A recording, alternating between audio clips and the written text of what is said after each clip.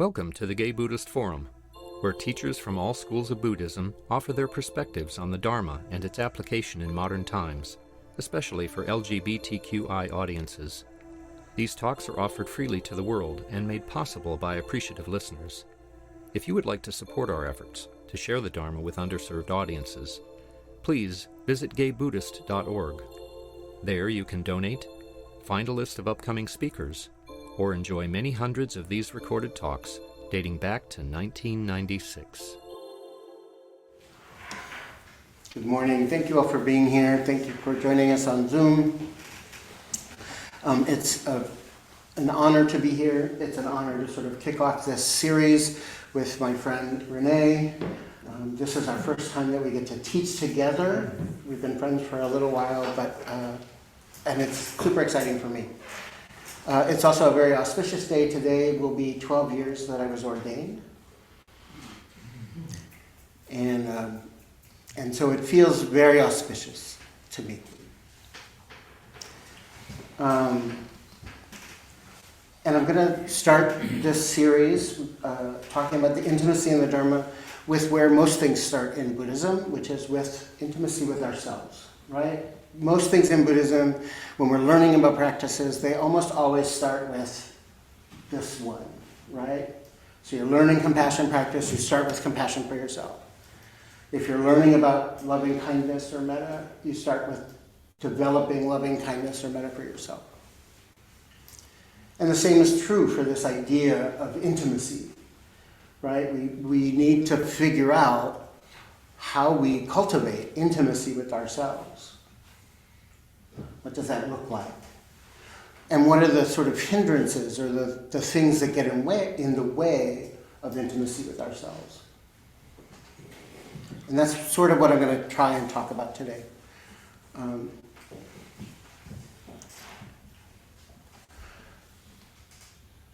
So I think that we all kind of have this idea of who we are, right? Often based on social constructs and ideas that other people gave us about what that means.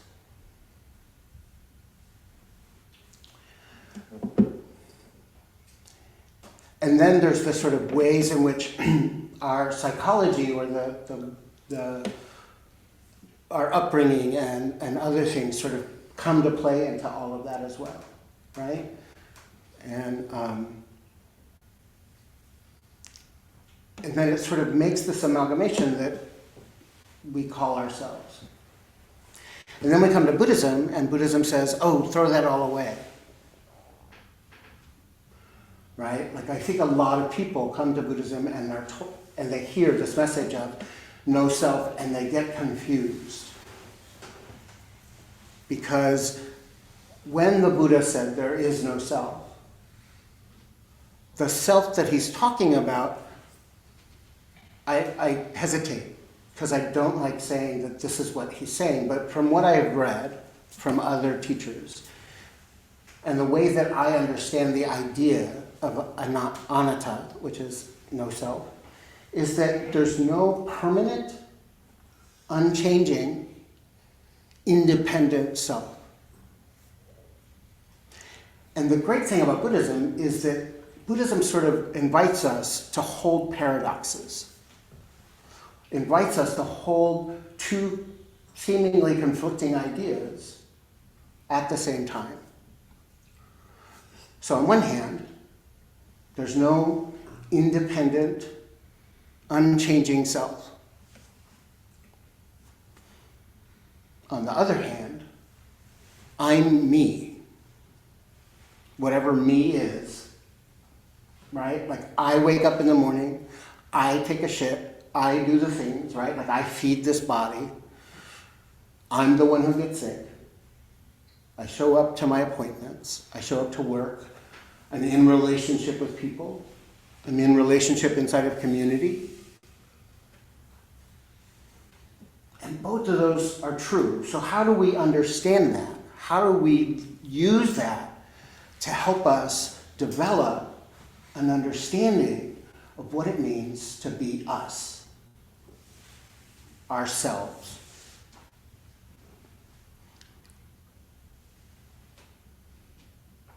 And for me, that's the question about how do I develop intimacy, right? Like, it's how do I understand and hold these two conflicting ideas in harmony?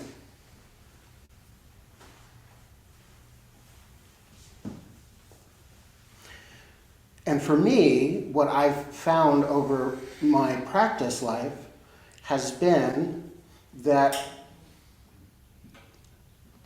there's two really important pieces that I cultivate. One is, I'm not so convinced. I have lots of ideas about myself and who I'm supposed to be or how I want to be in the world and all of these opinions, right? But on a regular basis, I'm sort of asking myself, is that true?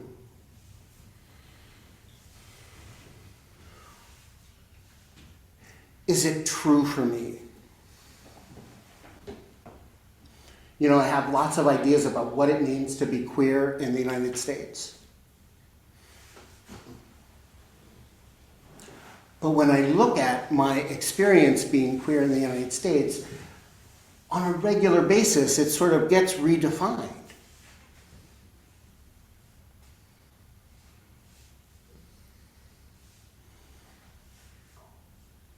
When I think about what it means to be white in America, as I've grown and as I've gone through my life, that has changed. Because I started to recognize that there isn't a place that's fixed in any of those social constructs or psychologies. And so when I can ask myself, well, what does that mean for me today? Right? What does it mean for me in 2023 to be queer? It means a lot of things. And a lot of times I really don't know. Like, I can't articulate exactly what it means. I know what it looks like for me to perform my queerness out loud, right? But if you ask me to articulate it, I don't know.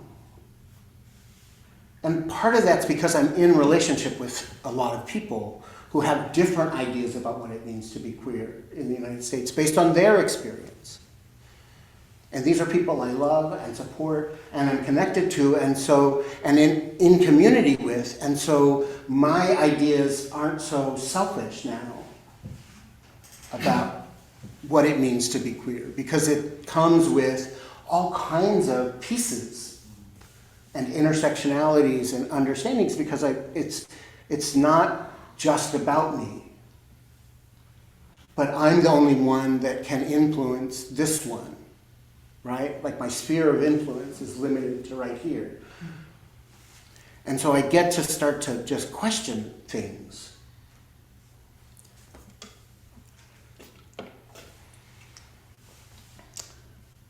So when I was younger and I first came out, I hung out with a lot of butch lesbians. They kind of adopted me and taught me how to be queer. Now, part of that comes because men have always sort of terrified me, and it wasn't until much later in my life that I kind of could relax and do more than just fuck around with them. And so I have these relationships with all these women, and queer women, and so my understanding of my queer identity was shaped and formed by these relationships and who I was in community with, which often included things like politics and markers of a feminist ideology. AIDS happens, and it begins to shift again because I start to see my female friends who are starting to take care of us, and I'm losing friends that I had who were male, and I'm going to lots and lots of funerals. I also stopped drinking, so that changed a lot of things. And so my identity or my understanding of my queerness changed again, including this question about gender and what it means for me to be a man.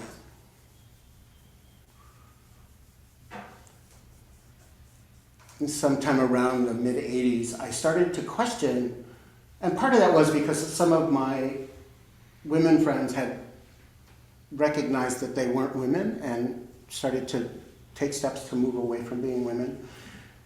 And that made me question, well, what is a man and what does it look like and how do I want to be a man? Am I a man? A couple of my boyfriends decided that they also had trans experience and became women. And so that also made me sort of question, like, well, what am I and how do I? And so even at that time, I sort of was questioning and not clear on the concept of masculinity. Couple that with an understanding that patriarchy is kind of fucked up and hurts men as much as it does women, and that I started to unpack that a little bit and try to figure out what that looks like for me.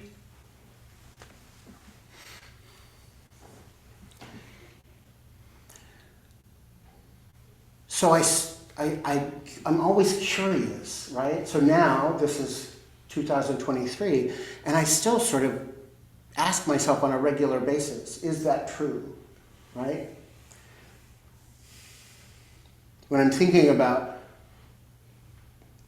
what I like, do I really like that? Or is that just something somebody told me I'm supposed to like? Or do I really feel this way about this certain thing? Or is it something that somebody's given me? Or is it something I think that I'm supposed to do? Which is something I'm noticing more and more and more in my life. I have this tendency to form an idea about who I'm supposed to be because, you know, I wear a funny robe or I have a certain title and I do certain things and I'm supposed to look and act and be a certain way. And then I think, why? Who says that? Whose idea was that? Is that true for me? So there's this curiosity that's important when we start to think about building intimacy with ourselves. To not be so convinced about our opinions about ourselves or other people's opinions about us. Or this is the way I've always been. The other piece is a little harder, which is vulnerability.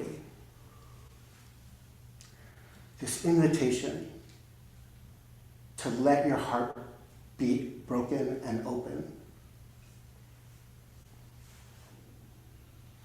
To let yourself feel the feelings that you're having while you're having them. Requires us to be super vulnerable because a lot of times the feelings that we're feeling are not ones we want to be feeling. At least me, right? So what is it to live in this state of vulnerability? To live in this place of really listening to the answers that come with this curiosity and let that register and have the feelings that come with that.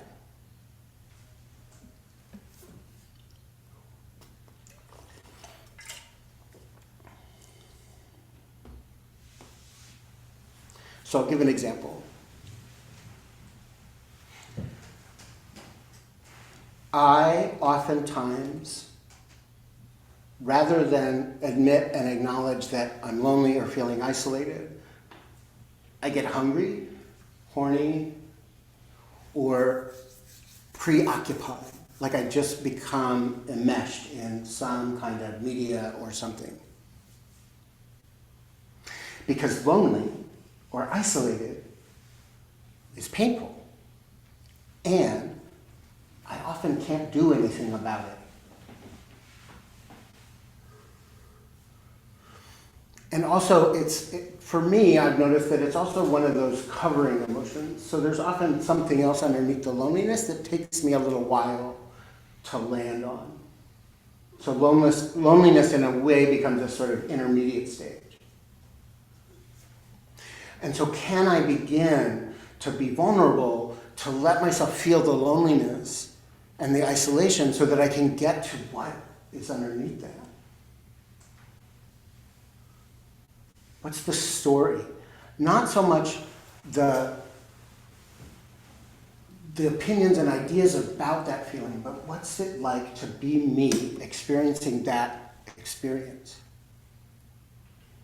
What's the nature of this experience?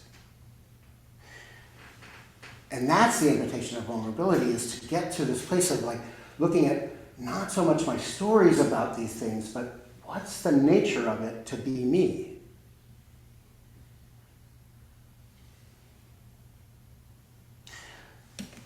When you're training to be a chaplain, one of the gifts of chaplaincy is that you're invited to sort of, when you're with somebody, to have two conversations going on. On one hand, you're having this conversation with a person. So you're interacting with your patient, right? And they're talking and you're responding and there's this communication going on. Simultaneously, you're invited to have this other conversation with yourself that sort of sits in the back of your mind and is like, well, what's happening to me in this process? What's being stirred up for me? And the reason this is important is so that whatever is happening for you doesn't bleed into this experience and cause harm to another person that you're providing spiritual care for, right? So you develop the skills to sort of watch yourself and notice the boundaries that might be coming near, or you notice the feelings that you might be having of discomfort.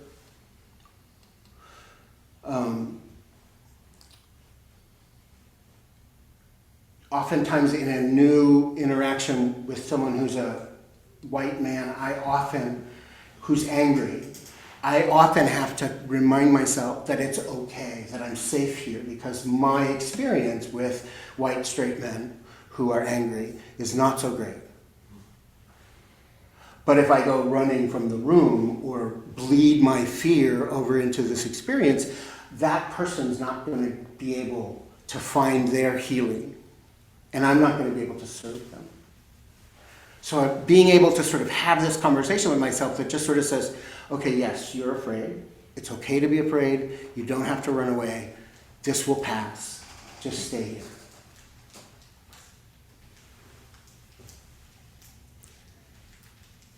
But that conversation can't happen if I'm not vulnerable, if I'm not open-hearted, if I'm trying to be something in this experience rather than being in the experience itself.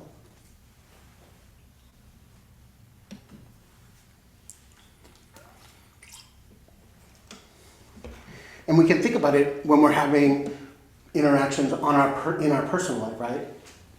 With our partners, when we're having sex, when we're thinking about having sex, all of it, right? With our best friends, with our worst enemies. We can start to think about, well, what's happening for me in this interaction? It was really interesting for me around the late 90s. I started to question what felt good to me sexually. I had to start thinking about, well, do I really like that? Or was that just some thing that I created in order to cultivate connection with people?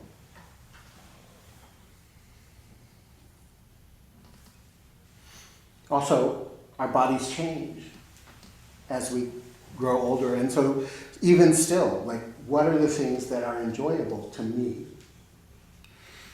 Often is different based on how my body feels in the moment. I live in chronic pain, so depending on what's hurting, it's going to affect, how I want to interact with people. And how long it's been, there's so much that goes into just my ability to interface in the world that I have to constantly sort of ask, is that true? How do I feel about that? Do I really like that? Oh wait, no, that's kind of annoying me.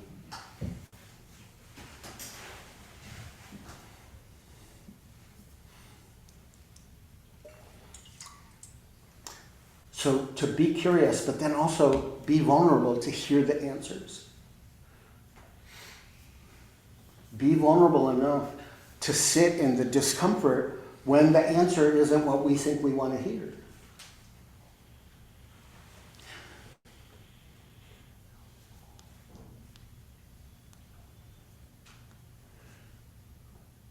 What does it mean to be me in this moment?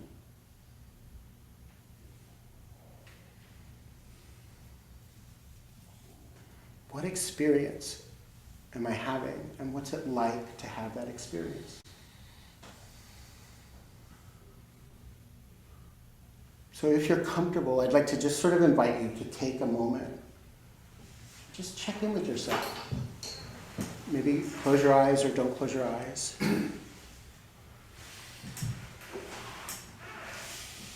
And if it helps, you can start by just noticing the physicality of your body.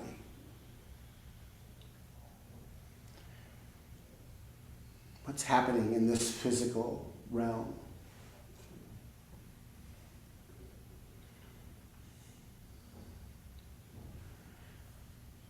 And then check in emotionally. What's happening emotionally?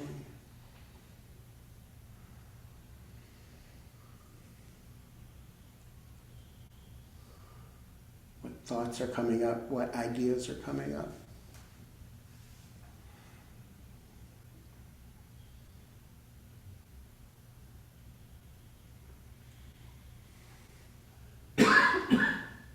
And see if you can look at what's it like to have that experience.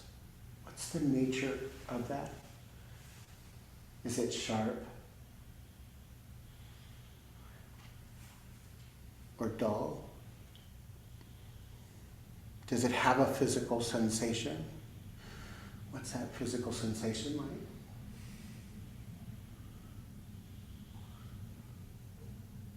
What's it like to be me having this experience?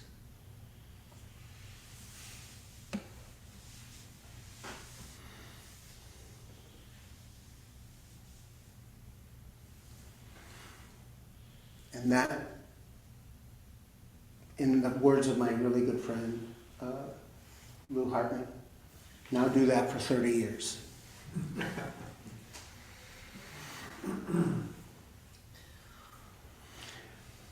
I like to leave lots of time and opportunity for people to ask questions. And this seems like a good spot for that. And I kind of want to ask Renee if they want to add anything to anything.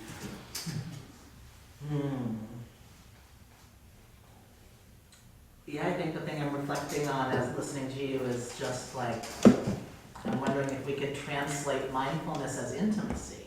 If it's not simply everything is intimacy. So that's something, that the question that's been arising for me. Yeah. Well, and I really have grown to dislike the word mindfulness because it's been turned into a product that gets marketed to us and fed back to us. And it's separated from Buddhist practice a lot, right? And so I try not to use that. So I think that, yeah, this idea of mindfulness can be translated to intimacy because we are trying to cultivate intimacy with the world. Right? And our place in it. So it's a great, I really like, I was reading an article today, actually, on the ride over, from NPR, a Buddhist monastery in New Jersey, and the nun was asked what their favorite Buddhist word was, and they said kampa, which is to tremble with. And I thought, if there's not a better definition of mindfulness and intimacy, it would be to tremble with.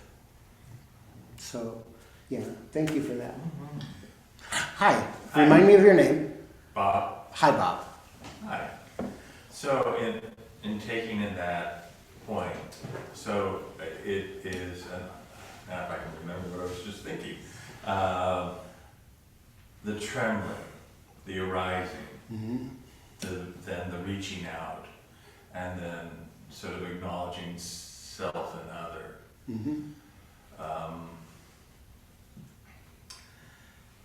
So it is that connection we're always looking, or I am always looking for. I'll speak for myself. I am always looking for a connection or belonging, and those are all layering on definitions to the immediate experience. Right. So how in the practice is really residing in that trembling awareness of the moment. Yeah. And the recognition that, one, we're already in communion with each other, right? We arise with and because of each other, right? That's the nature of interdependent being. So that's that one piece of there's no separation here. And so the intimacy comes when I can experience that place because I'm authentic in this place. Right? So you sort of recognize your own container as a point? Exactly. Okay. In this sort of, in Zen we often talk about Indra's net, right? And we're all of these little jewels in Indra's net reflecting each other. But I have to recognize my own jewelness in order to have the ability to reflect back to other people. And so, in order to really feel that interconnectedness with all things, I have to really get comfortable of being connected to myself. Of this place, in this body, at this moment. And intimate with that so that I can get intimate with all the rest of the arising in that moment. So the fear of questioning has to be released as just a natural curiosity of self. And recognizing that fear is part of it. Fierce? Fear is Fear. Fear is part of it. Like Right. I once had a friend tell me, if you're not afraid, you're not doing it right. Because you're not quite on the edge, right? Like, if I'm too comfortable, I'm probably not practicing hard enough. So that's not to say we have to always be miserable.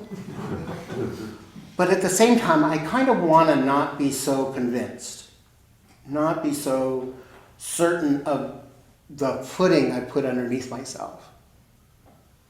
So, sometimes the best thing to happen is have that rug pulled out from underneath us. And can I let myself fall and be afraid and do it anyway?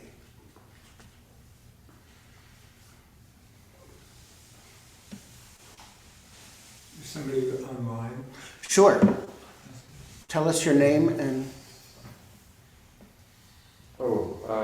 Richard, let's see, can you unmute yourself? Hi, I'm Richard. Hi, Richard.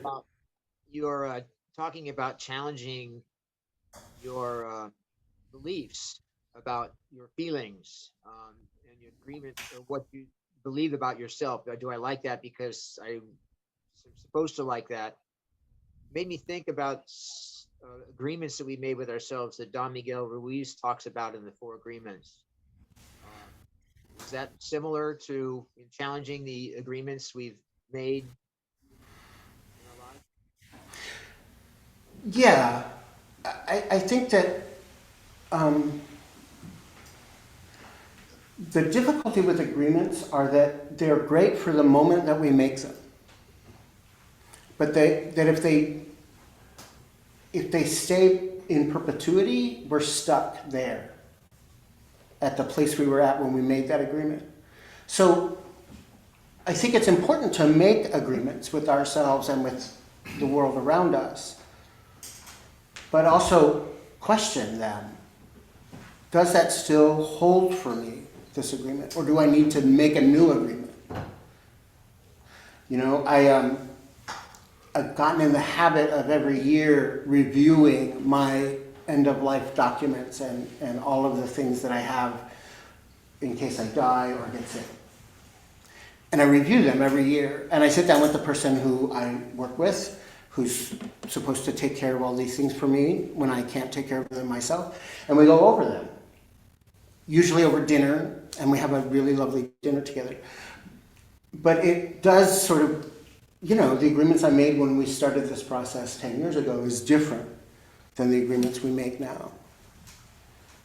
So agreements are great, and the 4 agreements are true, but we have to question the nature of that and our relationship to that so that we're not stuck in the place we were when we first understood them. Did that make sense? Did that answer your question?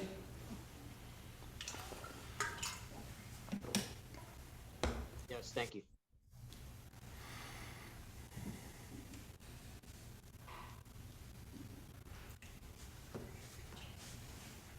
Yes? Kevin, I may have missed this, but is there a working definition of intimacy?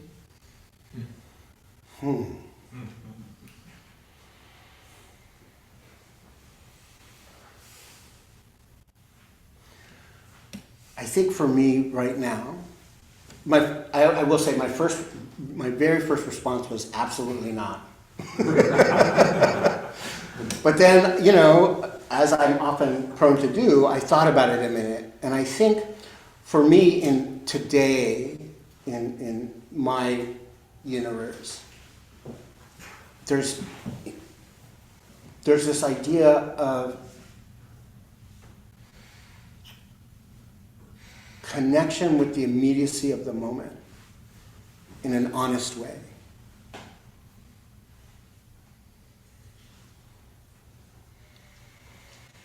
So I think that in order to be intimate with ourselves or anyone else, right, like we have to be authentic in the experience of that moment, either with myself or the other person. So that's my second answer. Yeah, that's the best I've got right I now. like it. Thank you. Hi, Hi, thank you. what's your name? George, Hi, George. I'm currently in a 6-week men's circle group, and it's on intimacy. And the leader of the group defined the word, breaking it down into me, I see. Yeah. Just wanted to offer that up. Yeah, because like I said in the beginning, I think like all things in Buddhist practice, you got to start here whatever we're doing, it's got to start here for it to have any real value.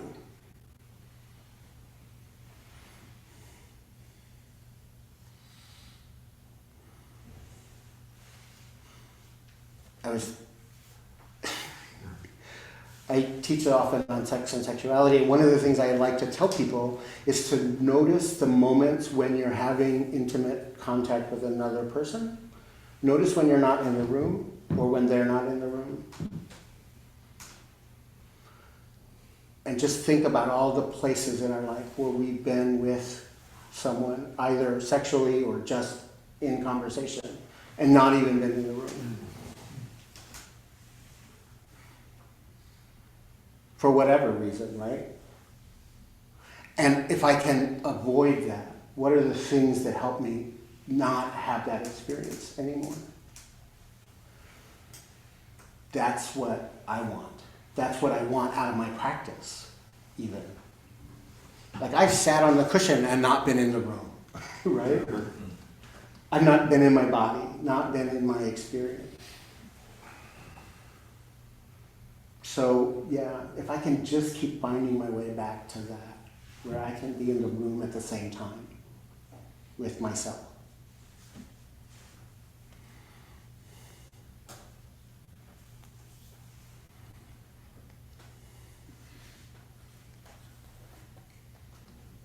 Henry. Daigan. Well, I'm also interested in the first thing you said, which was about intimacy with the self and starting there. So, my conception of that is that's kind of part of what we're doing in meditating, is trying to achieve a form of intimacy with our own experience. Can you say anything more about how one arrives at intimacy with oneself? And I agree with you totally. I think that if there is a purpose to meditation, it is to develop that intimacy with ourselves. And the nice thing is that when we can do that on a consistent and regular basis, and not just on the cushion, right? Like I'm not just talking about meditating when we're on a meditation cushion or in a chair and we sit down and go, I'm going to meditate. I mean, when we can bring our meditation into the other parts of our life. One of my favorite places to meditate is when I'm cooking, right? Like, which I learned in Zen kitchen, right? And yeah, it is. And I think that the reason it works so well is because we always start meditation by bringing attention and awareness to the physicality of our experience. And the interesting thing about physicality of experience is that it only exists in the moment that it is. I can't feel the physicality of my experience yesterday or tomorrow. It's only now. And so it brings me into some kind of relationship with my own experience right now, right? So whether I sit down on the cushion or I start to chop vegetables, my first question is always, well, how's my body doing? What's happening in this body? What hurts? What doesn't hurt? What am I hungry for? Do I really want all these carrots? Like, it brings me into relationship to what's happening in my body, which then brings me into the rest of the relationship of what's happening in my mind and what's happening in my heart and what's happening in my thought process. But if we can use the physicality of the experience to bring us present and then find the presence in that present.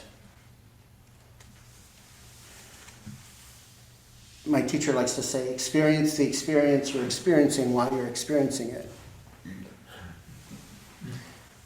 And I think that we start that by starting in the body.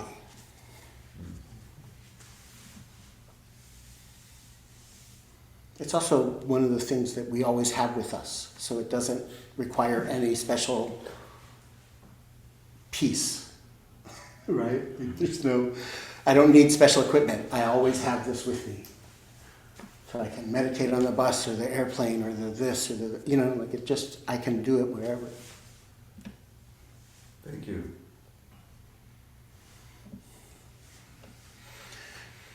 How about any more online? And online, if you want to ask in a confident or not anonymous way, you can just chat and Cass or somebody could read it out loud.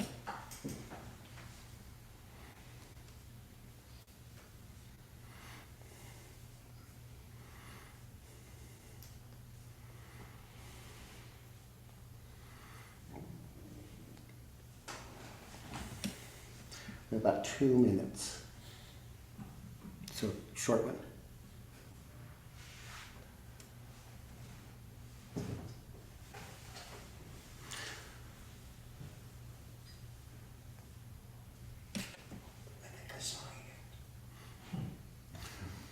Well, I thank you for Simon is, Okay. I have a question. Yeah, hi, my name is Simon. Thank you so much for your talk today. I'm I